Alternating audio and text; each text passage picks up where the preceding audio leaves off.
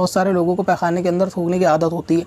शरीयत ने इसको इसलिए मना किया है क्योंकि जो मुसलमान का मुंह होता है वो ज़रिया होता है कुरान पाक पढ़ने का, उसकी ज़ुबान ज़रिया होती है अल्लाह तबारक व तआला के ज़िक्र की और दुरूद पाक की। तो जिस मुंह से दुरूद और कुरान पढ़ा जाता है उसके एहतराम के लिए शरीयत मना करती है कि थूक को जो है वो नापाक जगह पर ना थूका जाए।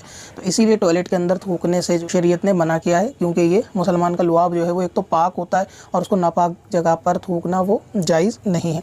अब इसके अंदर सूरत ये होती है कि जो टॉयलेट के अंदर थूकना मुराद होता है ना, उससे मुराद ख़ास टॉयलेट ही के अंदर थूकना होता है, मतलब वो शीट में या फिर पेशाब के अंदर।